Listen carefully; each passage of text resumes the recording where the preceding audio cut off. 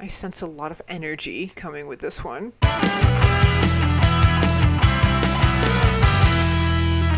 Hello everyone and welcome back to my channel. I am Molly, and in this video I am going to be listening to the album Cleansing by Prong. Now Prong is a brand new band for me. I've never heard anything from them before. I have no idea what this album is going to sound like, but I know a handful of you have kept suggesting it to me in the comments. And this is the band's fourth studio album that they released in 1994, so I'm just really excited to listen to it and see what I'm going to think of Prong. Alright, starting this album off is track 1, which is called Another Wordly Device.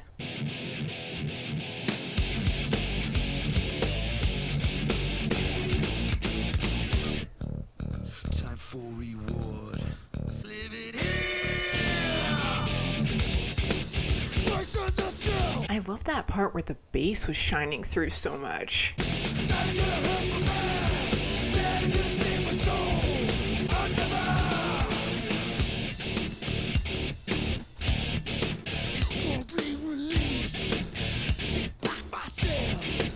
There's such an ominous tone to his vocals. It almost sounds threatening in a way, the way he's saying these words.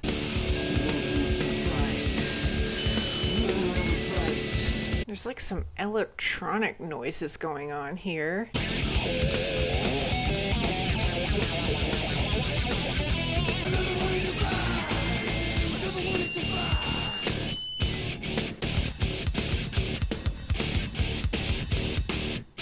That was track 1, Another Wordly Device. Obviously a lot of punchiness going on with that one, but there was also these really fascinating sound effects and stuff that they were doing in the background. It almost sounded electronic at times, like that really harsh tone that would come in. And I love how there was almost this elasticity to the sound quality of that track. It kind of had this bounciness to it. Like it was so heavy, just kind of driving and coming at you, but there was yet something kind of light about it too, if that makes sense. But I'm going to move on to track 2, which is called Whose Fist Is This Anyway?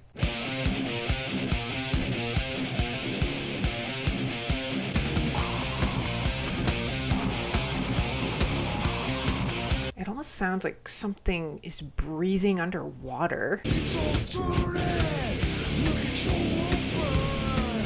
There's a second set of vocals coming in now, very faintly in the background. It's just adding this level of, I don't know, like darkness. There's something so morbid about the sound of it. Hey now, it's all burning. Let your mind set you free. There's something very rhythmic about this song. It's almost like you're in a factory or something. It's just very unrelenting almost, with like the same pattern going on.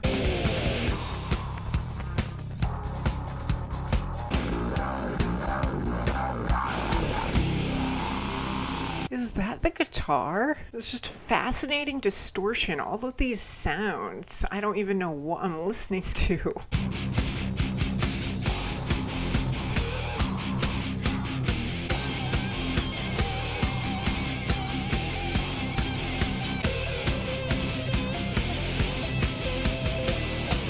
That was track 2, Whose Fist Is This Anyway? Again, with all of the sounds they were fusing in, even though they're keeping this very like continuously steady beat going on, all of these little things they're sprinkling in are adding so much texture to this album so far. And there was something about that track that was very reminiscent to me of Ministry. It kind of had this industrial tone to it, and again with kind of that mechanical steadiness almost. This album is definitely leaning into that industrial sound, which I personally really enjoy. Alright, moving on is track 3 called Snap Your Fingers, Snap Your Neck. This one should be interesting.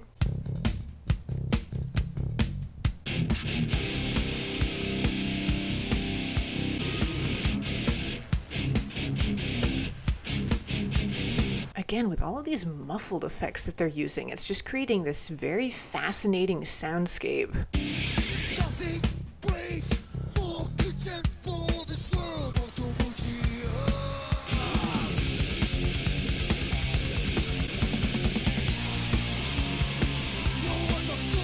It's like this song keeps speeding up.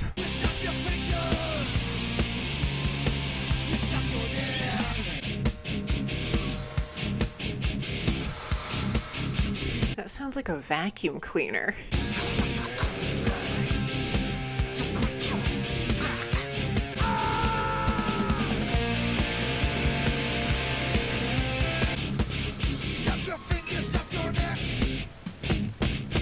Well, that was track 3, Snap Your Fingers, Snap Your Neck. Based on the track title, I was expecting that one to go pretty hard, and it certainly did, but I love how clean they kept it too. There's something so far about this album that's very minimal, and yet they're doing all of these little things at the same time. And on that song too, that bass was really shining through, which I appreciated, especially at the start. It was very bass heavy, and that contrasted with that really streamlined, speedy guitar, I thought just made for a great combination. But I'm going to continue on with track 4 called Cut Rate.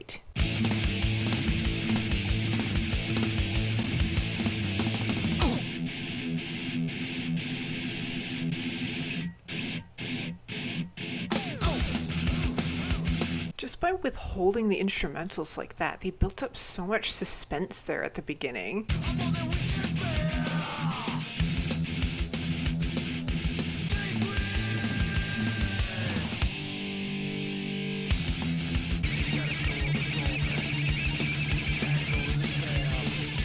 Man, so much speed here. There's almost a squeakiness to the sound of this guitar.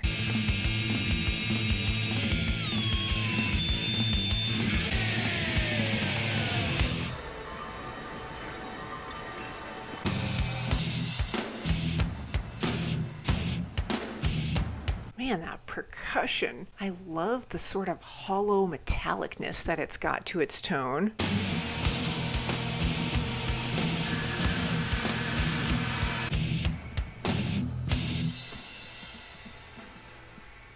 That was track 4, Cut Rate. I loved the second half of that, very ambient in tone. It's like you just kind of got plunged into this really cold, isolated place. And the first half of that was just so incredibly speedy. They were definitely bringing the aggression, like with how fast they were playing the instrumentals. I do love, though, how they know how to push and pull. Pantera is another band that's really good at that, too. They just bring a ton of aggression. They throw it all in your face, but then they pull it back just enough to let you breathe, and it's just a perfect balance between the two. All right, moving along to track 5 is Broken Peace.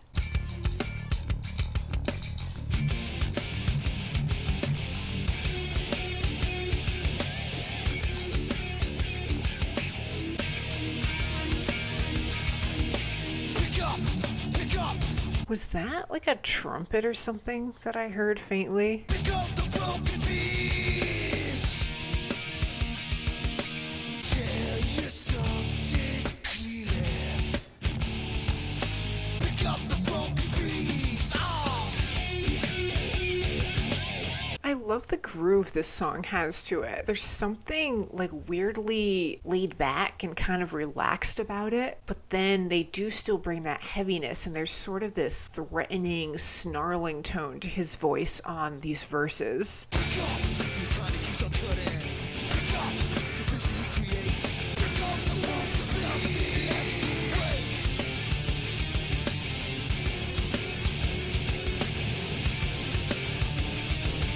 The squeakiness just there from the guitar. I love these little like really unpolished elements that they keep using. Pick up the broken piece. It's a time for mending. You're never gonna pick up the broken piece.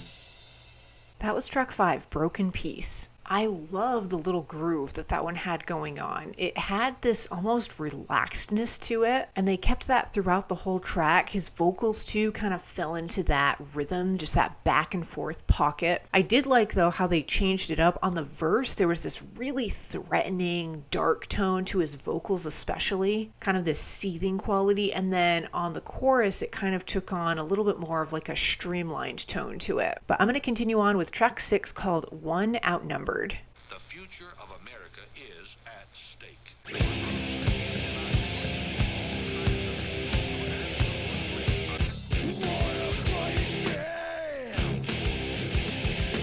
I love how they just stopped the track like that for a brief second.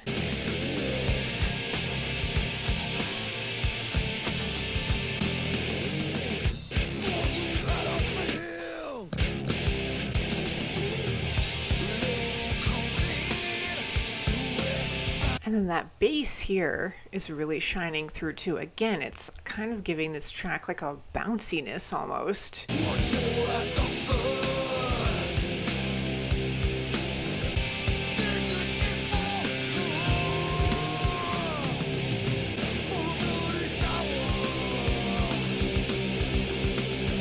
love these drums right here.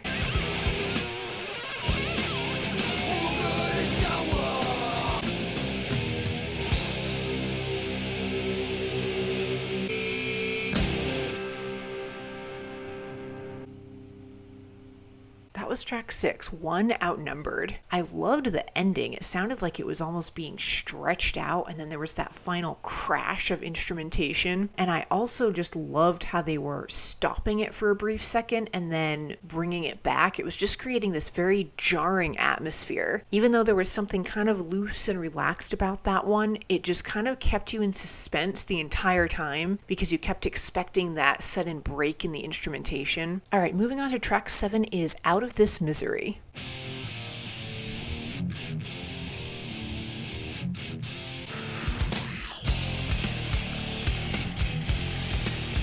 I don't know what that sound is. I'll take the blame for somebody's mistake. Someone can take me out of this misery. Yeah, it was like just there on the chorus. It kept kind of building up this speed, this intensity, and now it's falling back down into the depths of the underworld or something. It just has such a dark tone to it. History of a man. Out of this misery.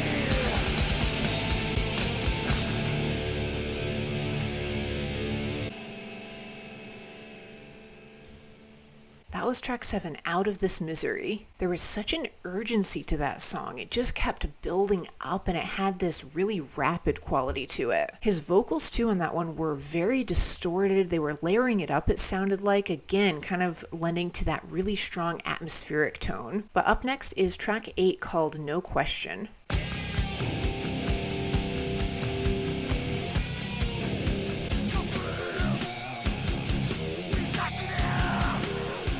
Man, the tone of these guitars is so squeaky. That's the best way I can describe it. They have this amazing kind of springy quality to their sound. It's really reminding me of Pantera at times.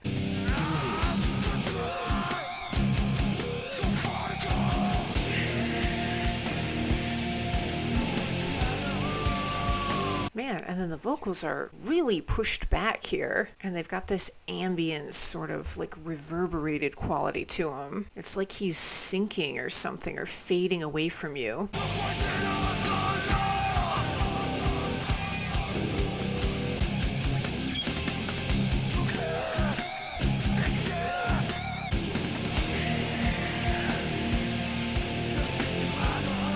I like that change up from the verse into the chorus. The chorus just has such a almost beautiful smoothness to it. It's oddly sort of calm, which makes it really stand out on this album.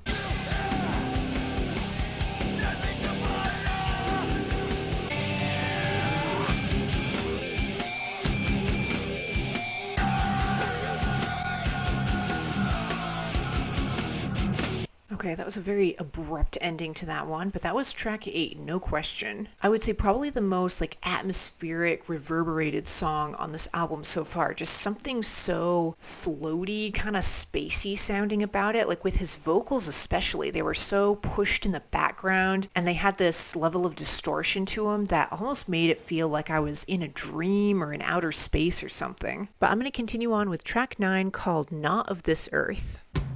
Just sit down and talk to dead of This is such an interesting combination of sounds here at the start. There's something almost pop sounding about the tone of these guitars, but then those drums are so empty and big and echoey. I'm feeling not of this earth.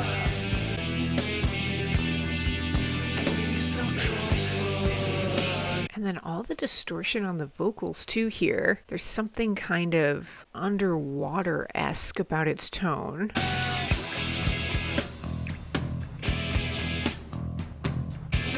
reason, no reason. Brings no comfort. Man, all of a sudden this song just took on more of a clear tone. I loved that change up.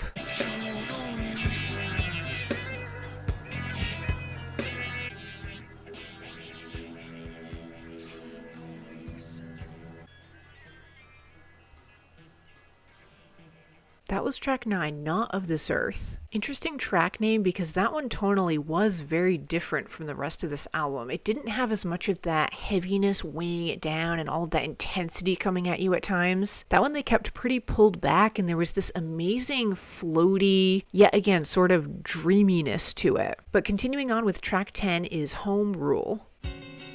More conquest, more pride division, face the home rule.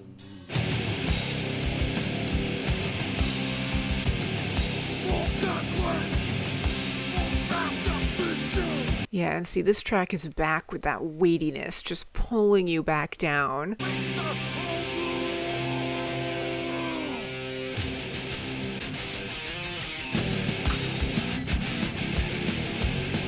Yeah, something about those drums. It's almost like you're marching along. They have such a rapidness to them. To face the home rule.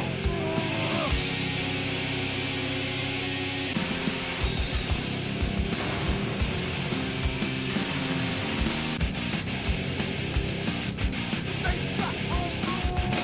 Well, that was track 10, Home Rule. I loved the drums on that one, especially there toward the end where they took on that amazing crashing quality, just such a big sound. And like I said, there was something almost militaristic about that one, just very steady. It was almost like you were just marching along or something. It just had such an immensity to its tone. Okay, moving along to track 11 is Sublime.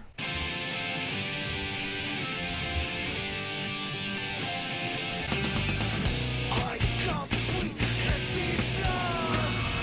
There was such a bright tonal quality to those guitars at the start, and now all of a sudden this song is just getting pulled back down. Success. An acquiescent car. I find his vocal cadence really interesting. Like with each syllable, I don't know, he kind of spits it out. It's really helping to add to that sort of underlying threatening tone that I keep mentioning this album has. Unruly happiness.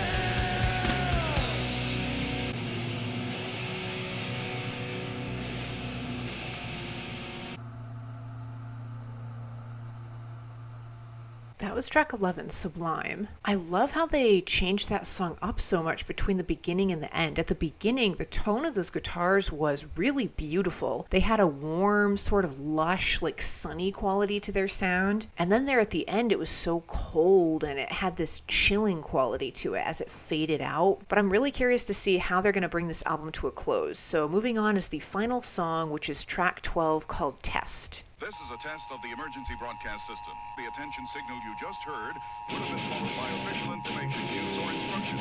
I sense a lot of energy coming with this one. Watch out for the burning faces. Hide from the media's outrages. There's kind of a nu metal-esque style of delivery to this one. Like with his vocals, they kind of have this really comfortable back and forth quality to them. This is only a test. This is only a test. It's only a test.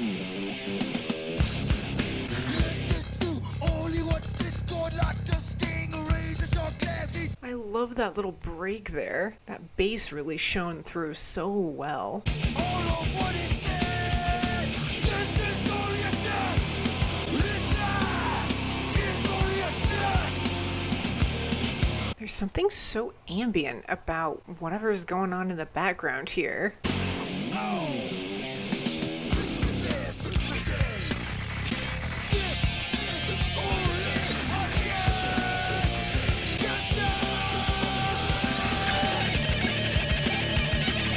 All right, here comes the guitar solo. It's like the floodgates are just opening up now, and this guitar solo is rushing in. This is only a test. This is only a test.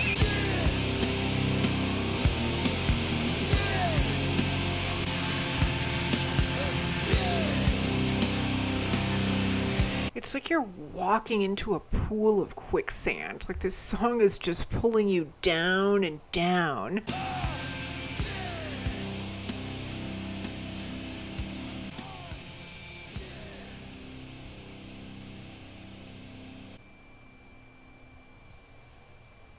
Well, that was track 12, Test. It was cool how it started with that automated voice saying, like, this is a test of the emergency broadcast system. Immediately it set a sort of cinematic tone for that song, like it could have been taken from a movie soundtrack or something. And then they just unleashed all of that energy, and they really did not hold back on that last song. That was a great way to bring this album to a close. Well, that concludes my reaction to Cleansing, the fourth studio album from Prong. This was a really great introduction to this band. Like I said, I'm not familiar with Prong at all. I've never heard any of their music, and I didn't really know what to expect going into this reaction, but this album was an amazing blend of just heavy, heavy intensity, and then some really cool, streamlined, kind of futuristic elements as well. There was definitely a strong industrial element to this album too, which I enjoyed. Track 3, Snap Your Fingers, Snap Your Neck, as the track title implied, definitely had an amazing punchiness to it, and I loved how much the bass was shining through on that one as well. Also, track 5, Broken Peace, I just thought was really fascinating. It had this sort of laid back grooviness to it that I wasn't really expecting from this album, but it was kind of a nice contrast from all of that heaviness. But incredible variety with the sound on this album, very entertaining to listen to, and I'm glad some of you are suggesting it to me in the comments. Definitely be sure to let me know if there's any other Prong albums that I should check out, and yeah, as usual, thank you all so much for watching, stay tuned, and I'll see you in the next video.